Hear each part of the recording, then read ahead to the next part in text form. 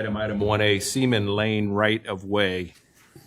Entertain a motion. Move to approve. Second. Thank you, Mr. Middleton. Mr. Pryor, seconded. Any discussion or questions for Mr. Armstrong or Mr. Thigpen?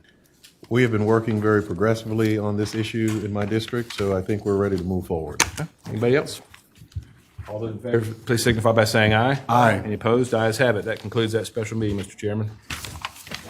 Mr. Moody, I'd like to call to order a special finance committee meeting.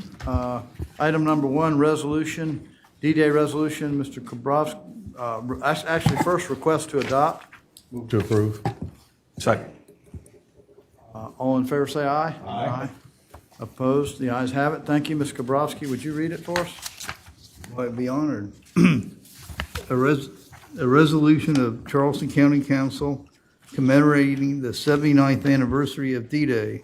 Whereas on June 6, 1944, D-Day, more than 130,000 American and Allied troops stormed the beaches of Normandy, France, and thousands more parachuted in behind enemy lines on a mission to retake Europe from the control of Nazi Germany.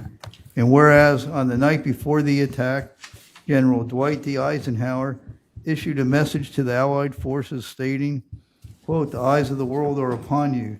The hopes and prayers of liberty-loving people everywhere march with you. We will accept nothing less than full victory." And whereas the troops were met with a shoreline littered with obstacles, including landmines, bunkers, and strategically positioned machine gun nests, which resulted in heavy casualties of over 9,000 Allied soldiers killed or wounded on that day. And whereas, through their gallant efforts and dedication to duty, the forces ultimately overwhelmed the enemy and secured a beachhead which allowed wave after wave of infantry to push onto the continent, resulting in liberation forces fighting to end the tyrannical rule of Hitler and the atrocities of the Holocaust. Now, therefore, be it resolved, Charleston County Council does hereby commemorate the 79th anniversary of D-Day in remembrance and honor of all the brave soldiers, sailors, and airmen whose selfless sacrifices catalyzed the deliverance of oppressed people and secured freedom for decades to come. Thank you. Thank you, Mr. Kobrovsky. Next item, public hearing, James Island PSD bonds. Notice is hereby given that the County Council of Charleston County is considering whether the James Island Public Service District, South Carolina, shall be authorized to issue not exceeding $6,500,000 aggregate principal amount of general obligation bonds of the district. We have one speaker, Anthony G. Bryant. You.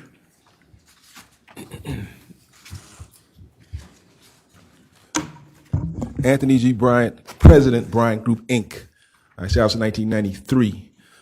The question before you is whether or not this applicant or any applicant coming before the body, you have financial controls. You don't have behavioral controls. So the question becomes, what are you going to put in place with all the budget line items in terms of behavioral control amendments? For example, the Sheriff's Department. A request was made at $3.5 million. A council member disagreed with the process being extended, and now we're at the budgetary process now. And the question becomes, with that line item and any other line items you have, do you have behavioral controls? You have financial controls, meaning you're appropriating the money. But after that, they're off on their own, doing their own thing. So what are we going to do as a county to put measures in place, amendments, ordinances, whatever you're going to do, in order to mitigate any possible issues we would have as far as our insurance fund being extended for lawsuits in the millions? So at the end of the day, that begins to affect affordable housing and other issues in the budget. So the question becomes, when will you put together some policy for behavioral controls? Thank you. Thank you, Mr. Bryant. Mr. Chairman, don't we receive monthly updates and we have quarterly reviews and Yes, sir. such? We do. We do. Next item, public comments. We have 6 people signed up. The first person is Karen Oliver.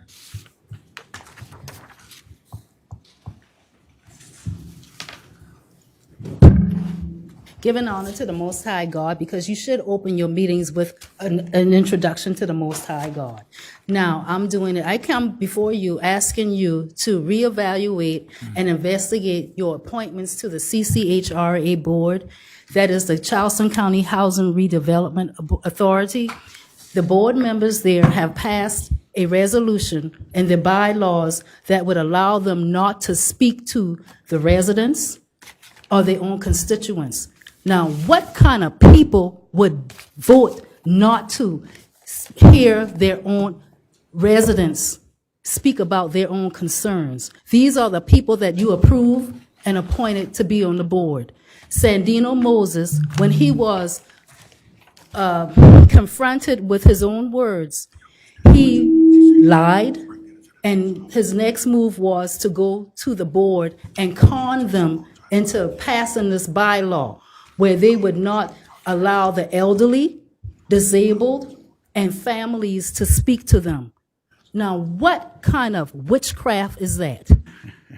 I need you to investigate and reevaluate your appointments to the CCHRA board.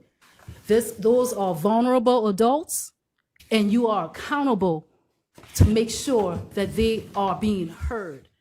You know the conditions that they were living under, and it was atrocious. The atrocities that were there. You wouldn't want your parents to stay in that kind of conditions, or your loved ones.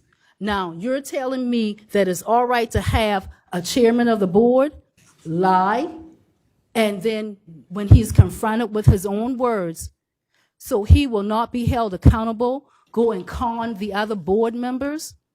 Something is wrong. We're asking for an immediate evaluation. Thank you, Ms. Oliver. Did you state your address? I'm sorry.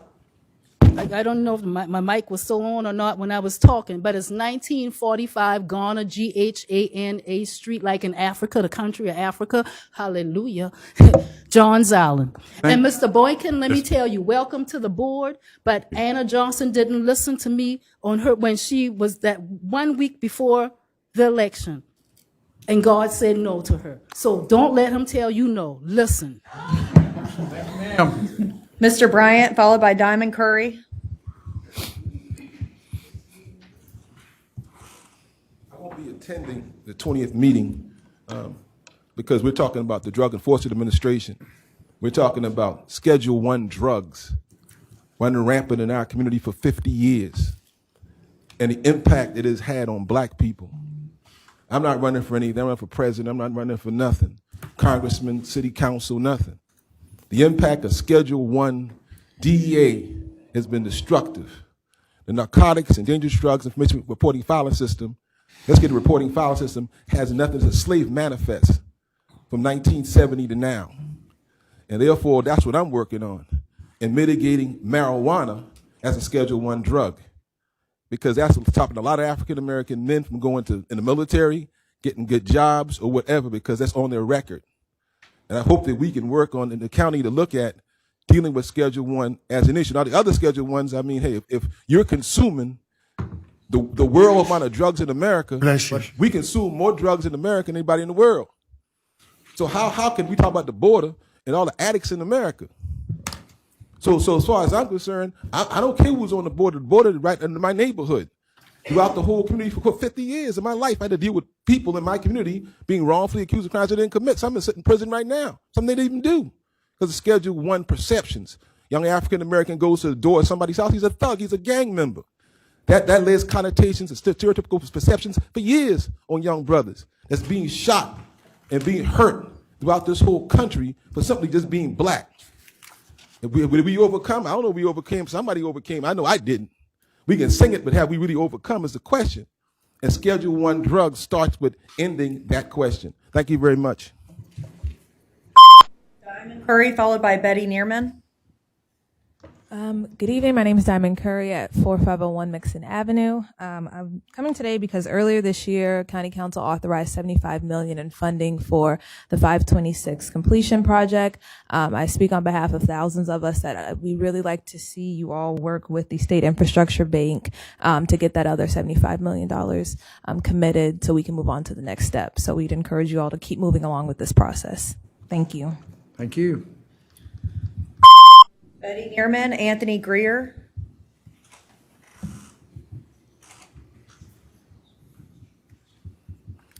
Good evening. My name is Betty Neerman. I live at 104 Nightingale Manor in North Charleston. I'm a member of the Charleston Area Justice Ministry, you know us as CAJM, a member of St. John Catholic Church, and a member of the CAJM Housing Steering Committee. CAJM would like to thank you all for approving the Housing Our Future plan with the #1 priority of establishing the Affordable Housing Trust Fund.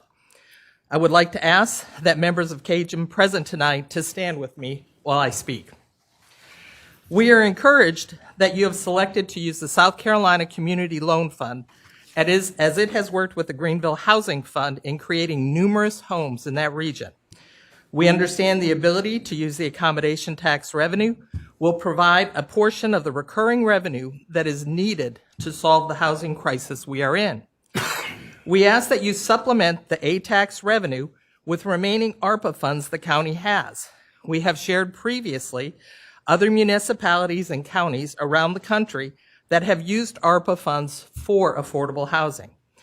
CAJM can assist with technical expertise at no cost to the council, staff, and the loan fund regarding the use of the ARPA funds.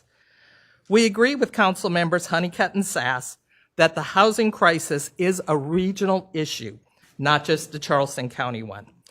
Our members come from all areas, and we will show up at other town and city council meetings and encourage them to join in this effort. CAJM will be your ally. I believe you have seen that CAJM is tireless, consistent, and persistent when we are advocating for those in our community who too often do not have the time to show up and stand up for themselves. We look forward to the report on the next steps and to your quick action to provide more affordable homes for our community. Thank you all. Thank you, Ms. Neerman. Anthony Greer, and then Michael German. Good afternoon, Anthony Greer, who would like to be living at 373 Gibby Greer Road in Snowden soon. I want to thank Mr. Sass, first of all, for communicating with me and some others. But what my concern is that I still want to bring up is that in the 2019 ordinance that was passed in this office here with no annexation for us to receive the sewer in Snowden. Mount Pleasant Water Workers actually, we're already their customers, they're public servant, and they should not deny us service. And right now, one of the things that they made mention in one of our meetings, I was told, I wasn't there, but I was listening, was that they're mandated by the town of Mount Pleasant, so they follow that ordinance, regardless of what Charleston say. But what we've brought to you guys is money that's federal dollars. And since then, I have also brought the federal government involved with this thing. So we're going to, instead of fighting Mount Pleasant, we'd like to work together. But the key with getting this worked out, we want to have this task with sewer pipes in the ground in Snowden started immediately. And if they can't, we need to have a reason why they can't start right now. And we do have a solution for that as well. And I'm hoping that'll be addressed tomorrow, Mr. Sass. Thank you very much. Thank you, sir. Mr. German. Michael German, 1707 Snowden Road, Snowden, South Carolina. Tonight, I'm kind of happy to report that we are making progress in terms of getting people in the Snowden community connected that are in close proximity to the sewer lines currently in place. The 18-plus customers customers we have that's in that category. I think most of those concerns have been addressed, and hopefully work in those areas will start very soon. Kudos to the financial piece of Charleston County, because they came out and just worked with the people in terms of getting those low to moderate income surveys completed in a timely manner, and working with the town of Mount Pleasant in providing the information they need to move forward to get those people in close proximity connected now. We still got some hurdles to go. We're talking, like Mr. Gray just said, pipes in the ground. We've got the monies to do that. It's there. It seems like it's a process because we've got all the infrastructure, from my perspective, in place in terms of the right-of-ways. I don't understand why it's going to take almost a year for them to actually start digging. Hopefully, we will be able to do that much, much sooner than the projected timelines Mount Pleasant Waterworks is giving us. But again, thank you for what's been done so far. We still got a ways to go, and we look forward to working with all of you to getting this project done soonest. Thank you. Thank you, Mr. German. That concludes public comment. I'm going to call this county council meeting to order. Mr. Boykin, would you lead us in the prayer? And Mr. Tootin, would you lead us in the pledge? Please bow our heads. God of peace, we pray for unity in our meeting today. We have come together as a group, united in passion and purpose. Come and help us maintain unity as we discuss certain matters. We pray for open hearts and minds that will promote and accept better ideas. If there be anyone who is remiss and failing, we ask for humility to accept and learn from necessary correction. Dear God, we seek your honor in everything we do and say. So we lift up this meeting to you. Be in our midst, bind our hearts and minds by your Spirit. Amen. I pledge allegiance to the flag of the United States of America and to the republic for which it stands, one nation, under God, indivisible, with liberty and justice for all. Information Act. In compliance with the Freedom of Information Act, notice of meeting was posted and agendas were distributed to news media and persons requesting notification. Minutes of May 23rd. Ken? Moved by Reverend Middleton, seconded by Moved Mr. by Reverend Moody. Reverend Moody. Reverend Moody. Down here on the end. Moved by Reverend Mr. Moody, Middleton down here on the seconded end. by Reverend Middleton. Thank you. Any questions, additions, deletions? Hearing none, all in favor say aye. Aye. Opposed? The ayes have it. Thank you very much. Recognitions and. Move to approve 3A and. First one. Moved and seconded by These the two. dynamic duo down there. Mr. Moody and Reverend Middleton, thank you both. This is for the Charleston County Public Library.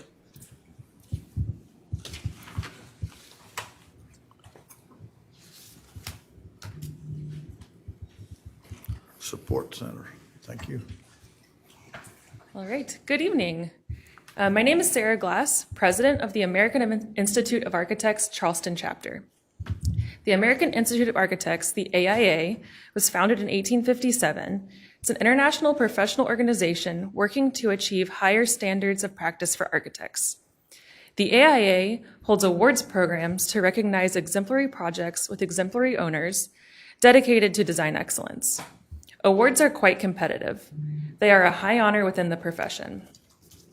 The AIA awards programs have a long-standing tradition of recognizing a broad range of architecture that exemplifies the values of the AIA and improves the quality of the built environment in the communities we all serve. The AIA awards programs establish a standard of excellence against which all architects can measure performance and informs the public of the importance of design. Award winners are selected by an impartial jury who judge projects based on architectural merit. The Charleston County Public Library Support Center recently won awards at both the region and the state levels. I'd like to note that the region consists of Georgia, South Carolina, North Carolina, and Kentucky, so it's quite a steep competition. Among many other compliments, the jury applauded owner, Charleston County, and architect, Leolio Architecture, for being a steward of this existing building, maintaining a positive vision, and for transforming it into an inspiring place to work while being responsible with resources. Car Elefante, former president of the AIA, once said, "The greenest building is the one that already exists." On behalf of the AIA, congratulations to Charleston County for the tremendous accomplishment of winning state and regional awards for this library support center. Congratulations. Thank you, Sarah. My name is Liz Core, and I'm an architect with Leolio, and here to show you a couple photos of your beautiful building and read the jury comments from the Regional Design Awards. This project vibrantly reimagines a worn-out industrial building with a light but skillful touch. Clearly a budget-minded project, it strategically uses color to connect the exterior and interior. The simple steel plate entry portal modernizes the nondescript building and gives it a new identity. With countless similar buildings across the county, this project illustrates that the useful life of our existing building stock can be extended, reducing carbon emissions and creating lively and healthy environments rather than sending them to the landfill. Congratulations.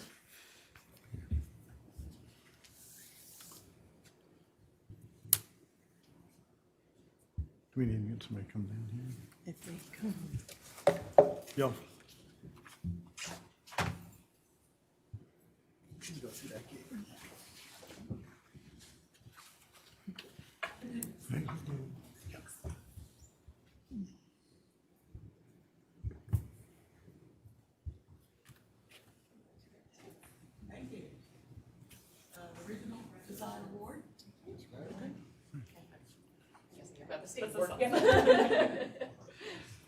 Yeah.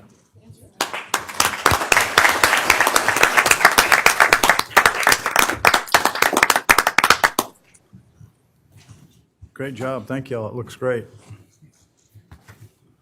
Okay, we already did our D-Day resolution, so Yes, we've sir. approved both. Third reading ordinances, James Island Public Service District Fire Station bonds. An ordinance authorizing the James Island Public Service District, South Carolina, to issue not exceeding $6,500,000 aggregate principal amount of general obligation bonds, providing for the publication of notice of the said finding and authorization, and providing for other matters related thereto. Mr. Boykin? Aye. Mr. Darby's absent. Mrs. Honeycutt's absent. Mr. Kabrowski? Aye. Mr. Middleton? Aye. Mr. Moody? Aye. Mr. Pryor? Aye. Mr. Werman? Aye. Mr. Sass? Aye. The ordinance passes third reading with 7 ayes and 2 absent. Thank you. Second reading ordinances, amend Charleston Colleton Multi-County Industrial Park.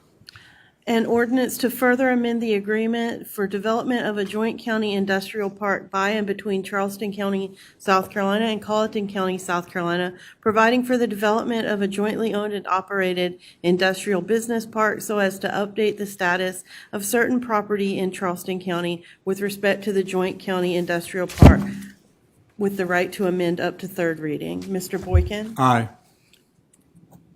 Mr. Kabrowski? Aye. Mr. Middleton? Aye. Mr. Moody? Aye. Mr. Pryor? Aye. Mr. Werman? Aye. Mr. Sass? Aye. Ordinance passes second reading with 7 ayes and 2 absent. Okay, financial incentives for Project Platypus. An ordinance authorizing the execution and delivery of a fee in lieu of tax agreement by and between Charleston County and an entity identified to the county as Project Platypus, including any related or affiliated entities and any sponsor affiliates, whereby Charleston County will enter into a fee in lieu of taxes arrangement with the company, providing for payment by the company of certain fees in lieu of ad valorem taxes, providing for the allocation of fee in lieu of taxes paid by the company under the agreement for the establishment of multi-county industrial business park and other matters relating thereto, with the right to amend up to third reading. Mr. Boykin? Aye. Mr. Kabrowski? Aye. Mr. Middleton? Mr. Moody? Aye. Mr. Pryor? Aye. Mr. Werman? Aye. Mr. Sass. Aye. Ordinance passes second reading with 7 ayes and 2 absent. Thank you. Amend Greenbelt ordinance, second reading. An ordinance amending Chapter 7.5, Article 4 of the Charleston County Code of Ordinances, the Charleston County Greenbelt Ordinance, number 1424 as amended. Mr. Boykin? Aye. Mr. Kabrowski? Aye. Mr. Middleton? Aye. Mr. Moody? Aye. Mr. Pryor? Mr. Werman? Mr. Sass? Aye. Ordinance passes second reading with 7 ayes and 2 absent. Thank you. Finance Committee recommendations. A through B, D. Second. Moved by Mr. Pryor, seconded by Mr. Moody. Mr. Middleton. Reverend Middleton. I'm sorry. Any questions? No question. Any additions? Hearing none, all in favor say aye. Aye. Opposed, the ayes have it. Thank you very much. Public Works Committee recommendations, Move to Seaman approve. Lane. Second. Moved by Reverend Middleton, seconded by Mr. Pryor. All in favor say aye. Aye. The ayes have it. Thank you very much.